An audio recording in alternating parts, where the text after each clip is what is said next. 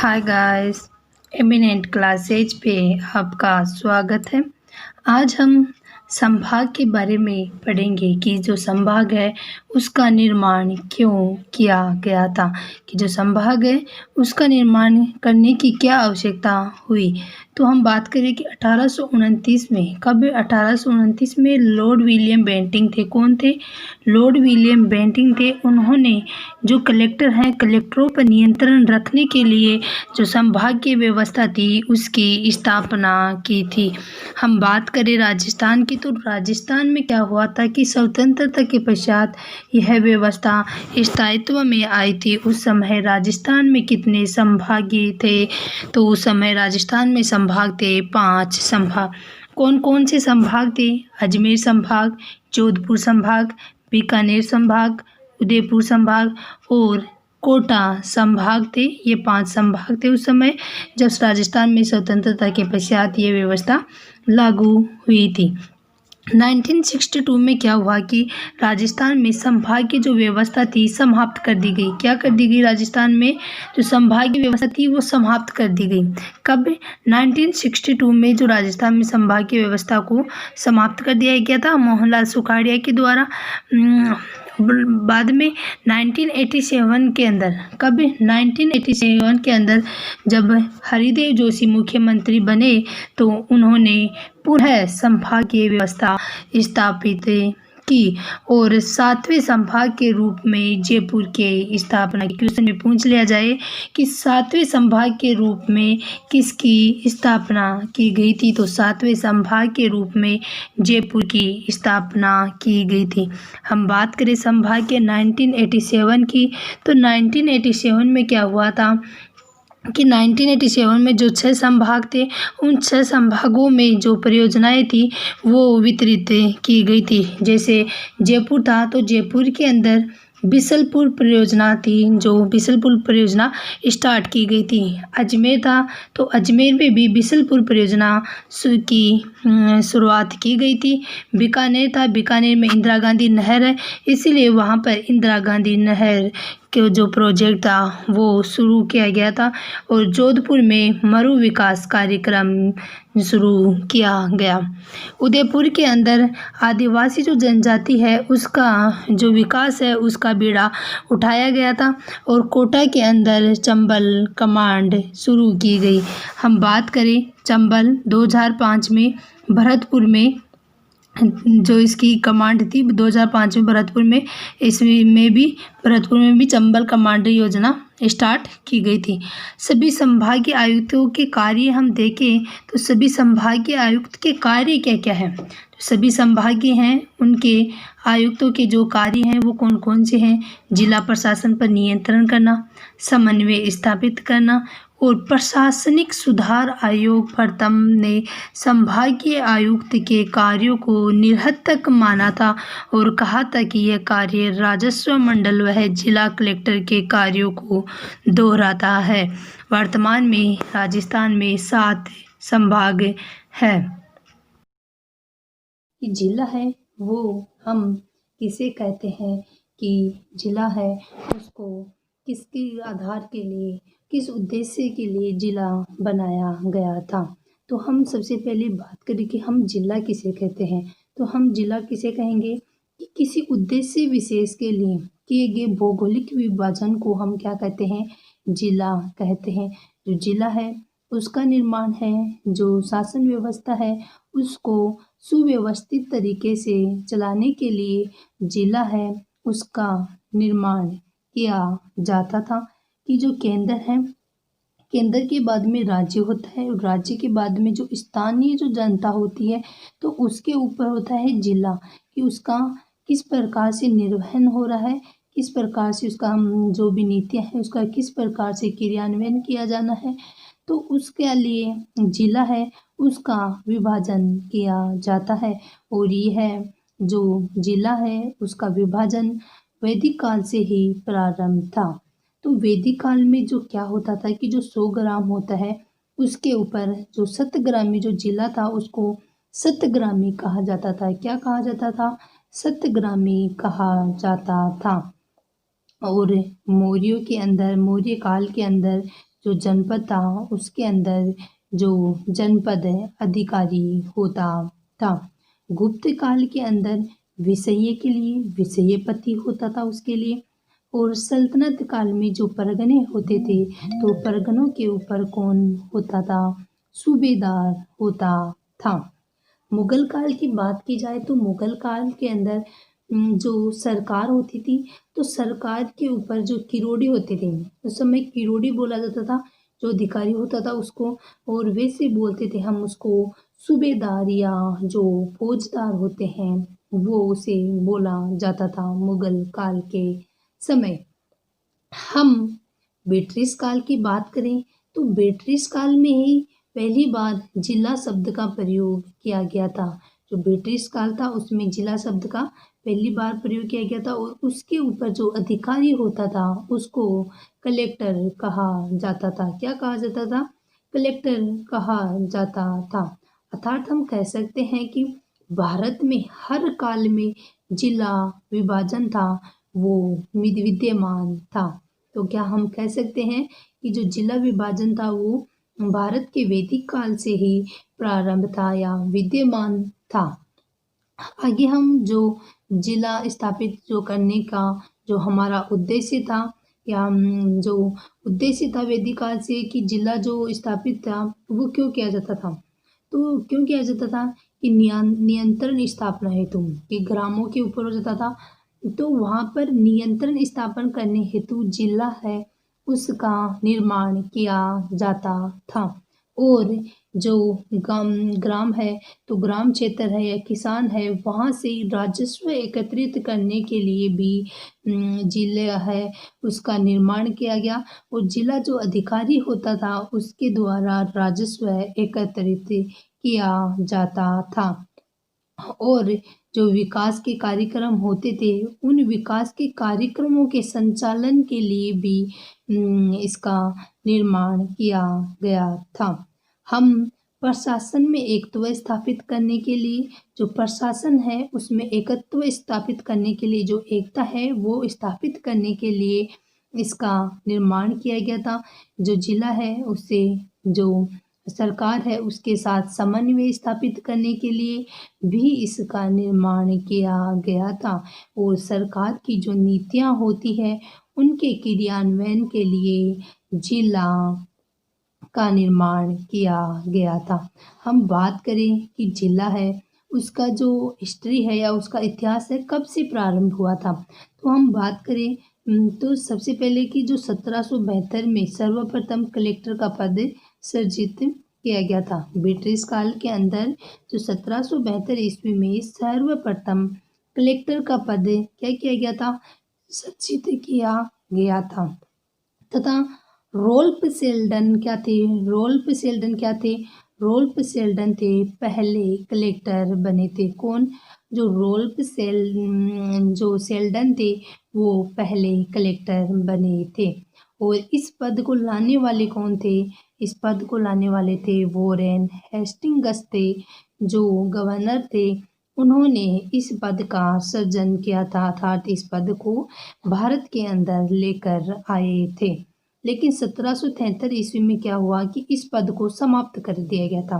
1773 ईस्वी में क्या हुआ कि जो ये पद था उसको समाप्त कर दिया गया था। क्या कर दिया गया था? उसे समाप्त कर दिया गया था। फिर क्या हुआ कि 1781 में जो कॉर्नवालिस आए उन्होंने इस पद का वापस से सृजन किया। तो हम देखें कि 1786 में जो इसे राजस्व एकत्रित करने के लिए पूर्ण अधिकार प्रदान कर दिए गए थे। और 1781 में से जो जिला है या जिला जो कलेक्टर है उसका पद पुनः सृजित कर दिया गया था। और 1786 में इसे राजस्व एकत्रित करने के लिए पूर्ण अधिकार प्रदान कर दिए गए थे। और 1787 ईस्वी में जो राजस्व अधिकारी था और अधिकार के राजस्व अधिकार के साथ ही साथ उसको दंड नायक की शक्तियाँ भी प्रदान की गई थी। किसकी शक्तियाँ? जो कलेक्टर है कलेक्टर को दंड नायक की शक्तियाँ कब से प्रदान की गई थी? 1787 के अंदर ही उसे दंड नायक की शक्तियाँ प्रदान की गई थी। और जो लॉर्ड कॉर्नवालिस हैं उनको ही भारत में लोक सेवा का जनक माना जाता है। पूछ लिया जाए कि भारत में लोक सेवा का जनक कौन है, तो कौन है? लॉर्ड कॉर्नवालिस है, वो भारत में लोक सेवा के जनक माने जाते हैं। और 1793 के अंदर क्या हुआ था कि जो न्यायिक शक्तियाँ कलेक्टर से न्यायिक शक्तियों का पृथक्करण कर दिया गया था। क्या कभी 1793 में जब कोर्ट की स्थापना की गई तब कलेक्टर से न्यायिक शक्तियां पृथक कर दी गई थी। और 1812 में क्या हुआ कि कलेक्टर को पुनः न्यायिक शक्तियां प्रदान की गई। कब कलेक्टर को वापस न्यायिक शक्तियां कब प्रदान की गई? 1882 में पुनः न्यायिक शक्तियां प्रदान की गई। हम जिला प्रशासन के बारे में बात करें कि जो जिला है तो उसके अंदर जो प्रशासन होता है वो किस प्रकार से क्रियान्वयन करता है और उसके कार्य क्या क्या होते हैं और किस प्रकार से वह कार्य करता है, इसके बारे में हम चर्चा करेंगे कि हम जिला प्रशासन है वो किस प्रकार से कार्य करता है और उसका जो महत्व है वो किस प्रकार से बढ़ा, इसके बारे में हम चर्चा करेंगे। तो हम सबसे पहले देखें कि जिला प्रशासन क्या होता है। कि जिला प्रशासन में कौन होता है? जिला कलेक्टर कार्यालय तथा अन्य विभागीय प्रशासनिक व्यवस्थाओं के सामूहिक नाम जिला प्रशासन है, जो जिला स्तर पर कार्यरत है। जिला प्रशासन क्या है कि जिला कलेक्टर कार्यालय और अन्य जो विभागीय प्रशासनिक व्यवस्थाएं हैं उनको सामूहिक रूप से हम जिला प्रशासन कहते हैं। कि जो जिला है, जिला प्रशासन किसे कहा जाता है कि जो ग्राम स्तर है, तहसील स्तर है और जो उपखंड क्षेत्र है वहाँ पर नीतियों के क्रियान्वयन के लिए जो विभाग व्यवस्थित हैं तो उनके हम सामूहिक रूप को हम जिला प्रशासन कहते हैं, जो सरकार से समन्वय बनाकर रखता है, जो जनता का सरकार के द्वारा समन्वय स्थापित करवाता है और यह जिला स्तर पर कार्यरत रहता है। और जिला प्रशासन के बढ़ते हुए जो महत्व है उसका क्या कारण है कि जो जिला प्रशासन है उसका महत्व क्यों बढ़ रहा है, इसके पीछे कारण क्या है? तो हम इसके बारे में चर्चा करते हैं कि क्या कारण है। कि जो राज्य और केंद्र है वहाँ पर सरकारी पहुँच है, राज्य और केंद्र की जो भी सरकारी पहुँच है उसको स्थानीय स्तर तक बनाए रखना, अर्थात राज्य और केंद्र के द्वारा जो भी योजनाएं या नीतियां चला जा रही है उन नीतियों को स्थानीय स्तर तक पहुंचाने के लिए जिला प्रशासन का रोल है वो महत्वपूर्ण है। इसी कारण इसका महत्व बढ़ा। और जो भी क्षेत्र और जो राज्य की राजधानी के मध्य समन्वय बनाए रखने के लिए, क्या समन्वय अर्थात उसके अंदर कोई भी क्षेत्र है उसका सरकार के साथ या राज्य की जो राजधानी है उसके साथ समन्वय बनाए रखने के लिए जिला प्रशासन का निर्माण किया गया था। हम आम आदमी की पहुंच बनाए रखने के लिए कि जो आम आदमी है वो भी अपनी बात रख सके, इसके लिए जिला प्रशासन इम्पोर्टेंट है। और स्थानीय स्तर की जो विशिष्ट संस्कृति है उसको इसकी पहचान बनाने के लिए भी इम्पोर्टेंट है कि जो स्थानीय स्तर है वहाँ पर अलग अलग संस्कृति है, अलग अलग ऐतिहासिक स्थल हैं, तो उनका संरक्षण करने के लिए उनकी जो संस्कृति है उसको पहचान दिलाने के लिए जो प्रशासन है उसका महत्व है बड़ा। अब हम जिला कलेक्टर की बात करें तो जिला कलेक्टर क्या करता है कि जो जिला स्तर पर अन्य विभाग हैं उनको समन्वय बनाता है, उनमें समन्वय के रूप में रहता है। जिला कलेक्टर है, जिला स्तर पर अन्य विभाग हैं नीचे, और जैसे तहसील विभाग है, उपखंड विभाग है, जो पटवार विभाग है, तो उनके मध्य भी समन्वय बनाए रखने का काम कौन करता है? जिला कलेक्टर करता है। और जिला परिषद के गठन के लिए भी जिला प्रशासन या जिला कलेक्टर की महत्व होता है। हम बात करें कि जिला शब्द का जो प्रयोग है वो भारतीय संविधान में कब किया गया, तो जिला शब्द है उसका भारतीय संविधान में कब प्रयोग किया गया या जिला का उल्लेख कौन कौन से अनुच्छेदों में हमें मिलता है। तो हम सबसे पहले बात करें कि तो जिला है, अकेले जिले शब्द का किसी भी अनुच्छेद में विवरण नहीं है।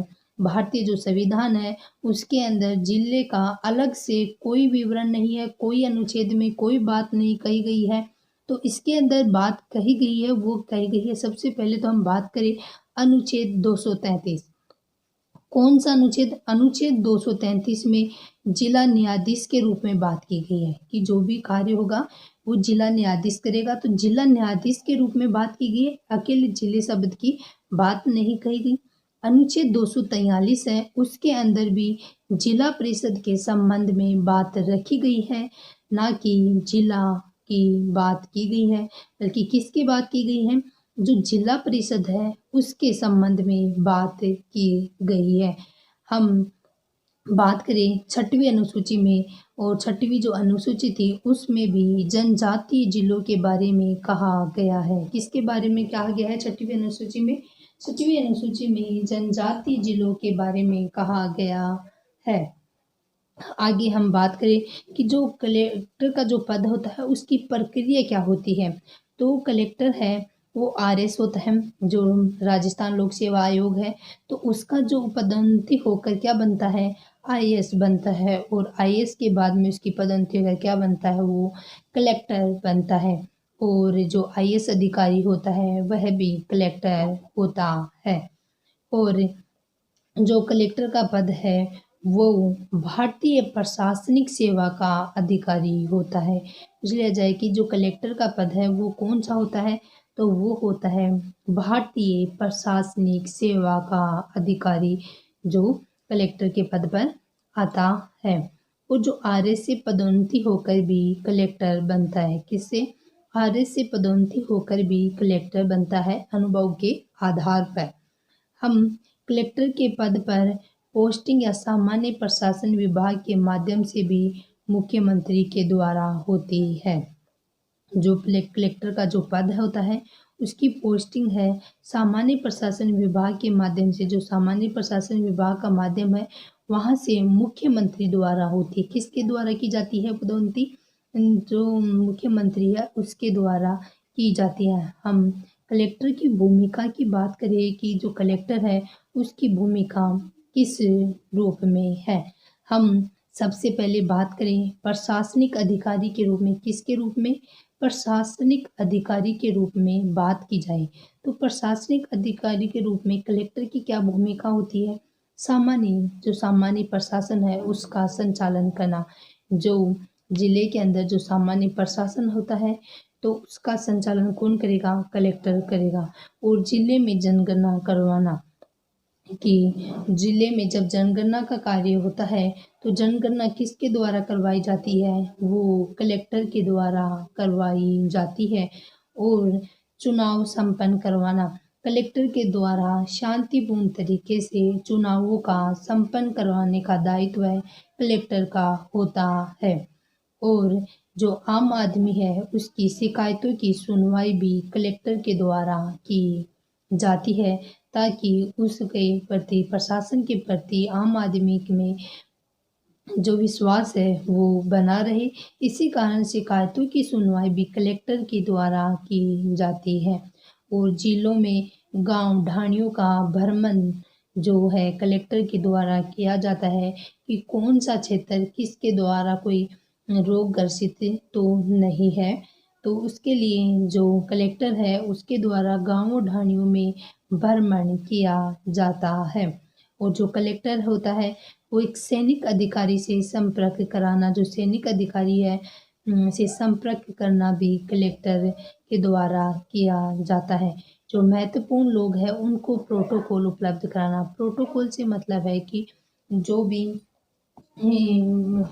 दूसरे राज्य के सीएम या जो प्रधानमंत्री या अन्य देश से कोई पीएम या जो राष्ट्रपति आते हैं तो उनको जो प्रोटोकॉल या उनको जो सुरक्षा प्रदान की जाती है वो किसके द्वारा प्रदान की जाती है?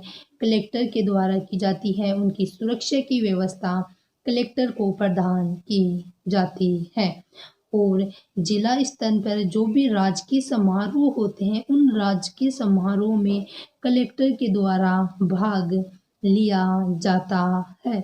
हम बात करें जिला पुल या सर्किट हाउस या डाक बंगलों व सरकारी भवनों का रख रखाव भी कलेक्टर के द्वारा किया जाता है। कि जो जिला पुल है, सर्किट हाउस है, डाक बंगले हैं या सरकारी जो भवन है, उनका जो रख रखाव की जिम्मेदारी होती है वो किसकी होती है? कलेक्टर की होती है। वो जो जिला कलेक्टर है वो मजिस्ट्रेट के रूप में किस प्रकार से कार्य करते हैं? तो हम देखें कि जो मजिस्ट्रेट के रूप में जो जिला कलेक्टर है वो किस प्रकार से कार्य करते हैं कि जिले में शांति व्यवस्था बनाए रखना, कि जिला मजिस्ट्रेट के रूप में करेंगे कि जिले में किसी प्रकार के दंगे या हिंसा न भड़के, इसी के कारण शांति व्यवस्था बनाए रखने का कार्य कौन करेगा? मजिस्ट्रेट करेगा।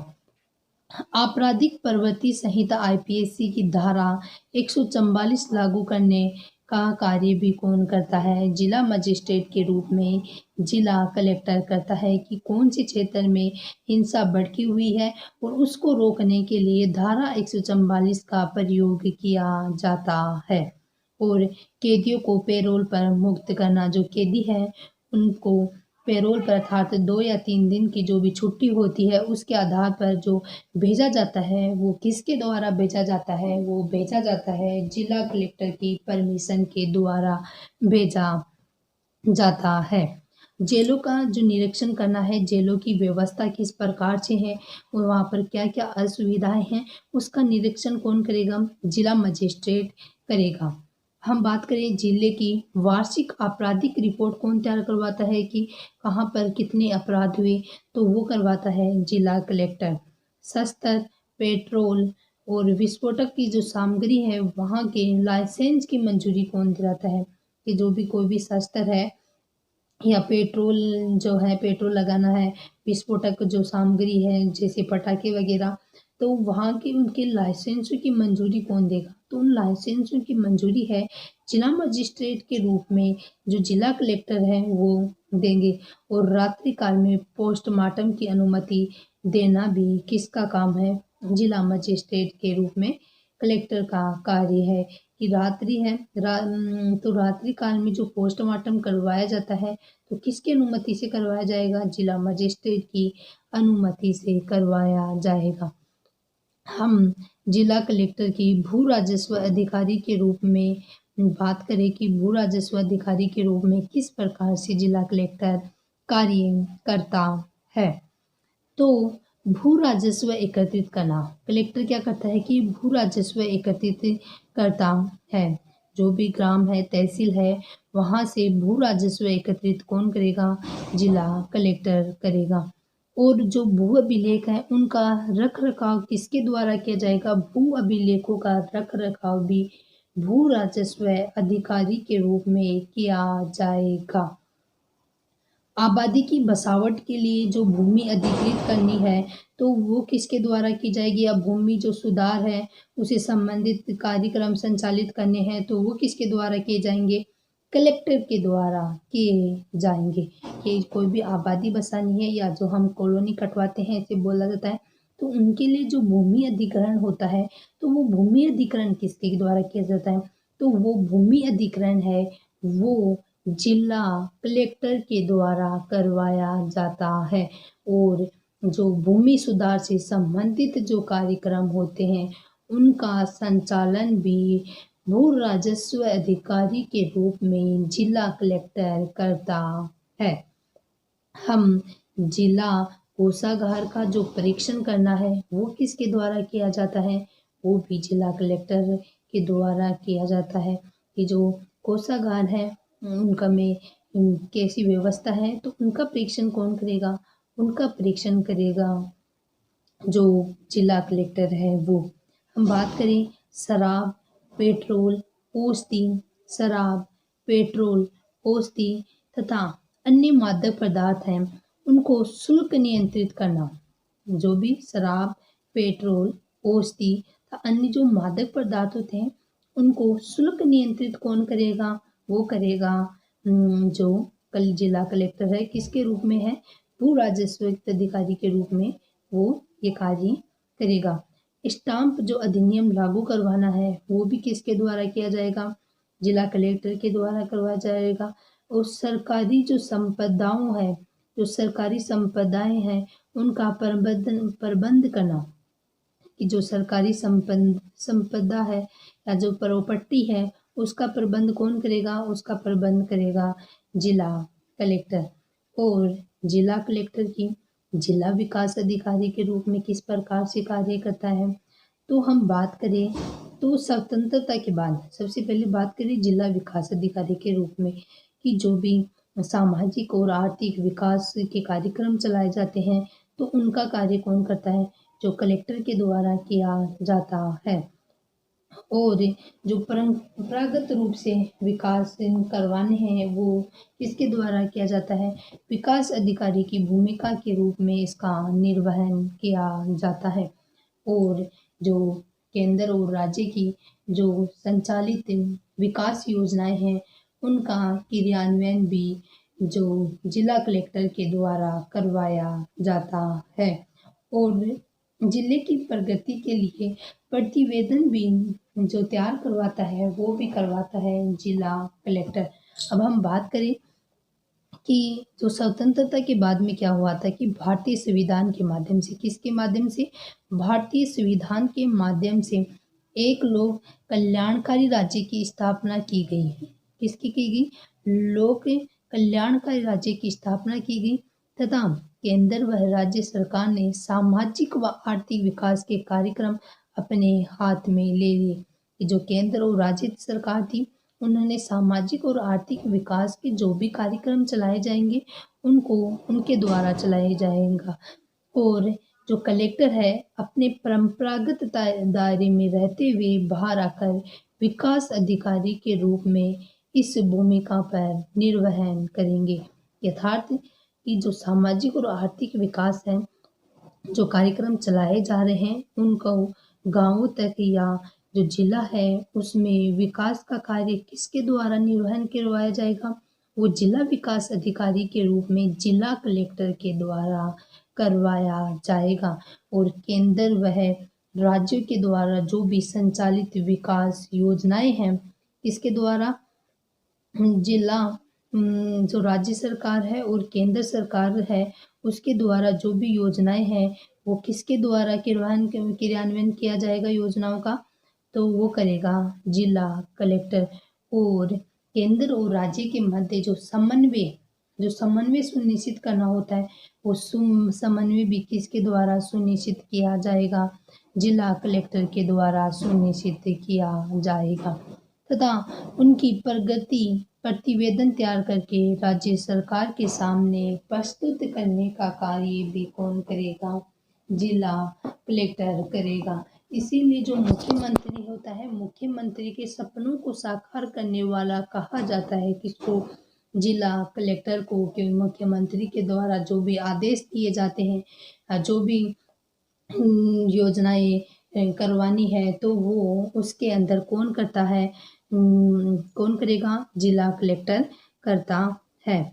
हम देखें कि जिला आयोजन समिति का गठन करवाना, जो जिला आयोजन है उसकी समिति है, उसका गठन करवाना, वह उसके माध्यम से जिले की योजना का निर्माण करना कौन करता है? जिला कलेक्टर करता है। और जिले के विकास के मार्ग में जो भी बाधक तत्व हैं, उन बाधक तत्वों को दूर कौन करेगा? जिला कलेक्टर करेगा। पूछ लिया जाए कि जिले के विकास के मार्ग में जो भी बाधक तत्व हैं, वो किसके द्वारा दूर किए जाते हैं? तो वो किसके द्वारा दूर किए जाते हैं? वो दूर किए जाते हैं जिला कलेक्टर के द्वारा।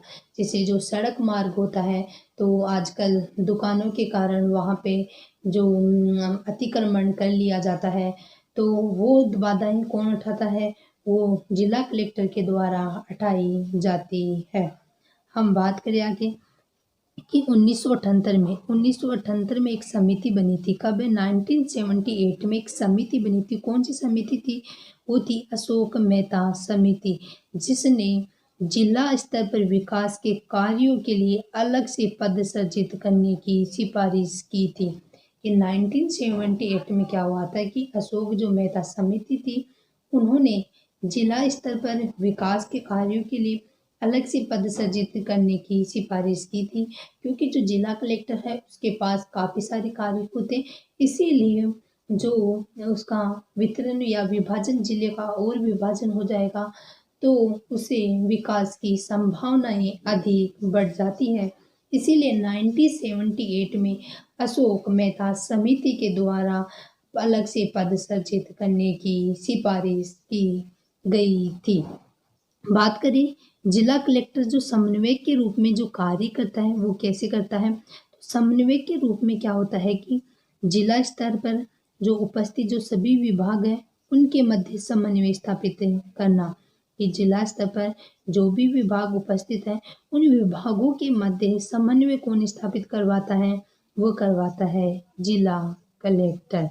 और जिला प्रशासन और राज्य सरकार, जिला प्रशासन और राज्य सरकार के मध्य भी समन्वय स्थापित करने का कार्य किसके द्वारा किया जाता है, तो वो भी किया जाता है जिला कलेक्टर के द्वारा।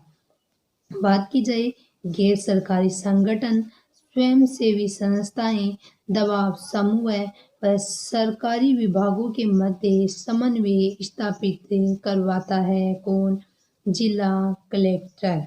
कौन करवाता है, जिला कलेक्टर करवाते, कि जो गैर सरकारी संगठन था, निजी जो संगठन है, स्वयंसेवी संस्थाएं हैं, दबाव समूह हैं, तो उनके मध्य जो सरकारी जो विभाग है उनके मध्य जो समन्वय स्थापित है वो किसके द्वारा किया जाता है, जिला कलेक्टर के द्वारा किया जाता है।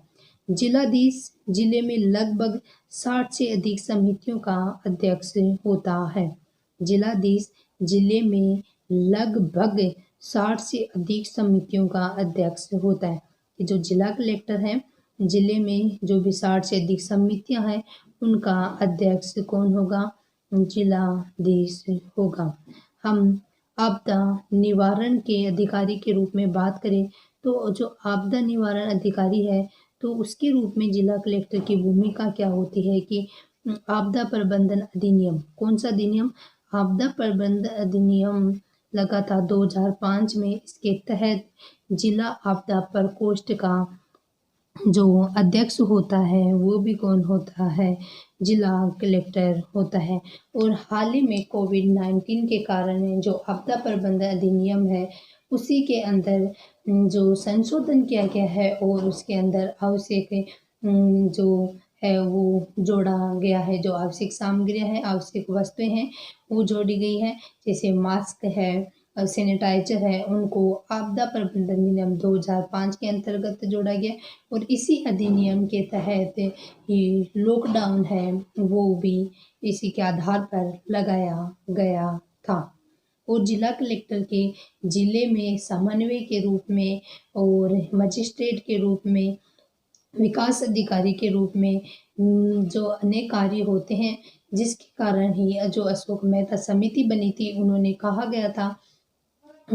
था कि कलेक्टर के पास अत्यधिक कार्य होने के कारण वह जो नीचे जो विभाग होते हैं उन पर ज़्यादा ध्यान नहीं देने के कारण जो विकास है वो कम होता है। इसी कारण एक अन्य पद का सृजन भी किया जाए, ये अशोक मेहता समिति की बात रखी गई थी। धन्यवाद।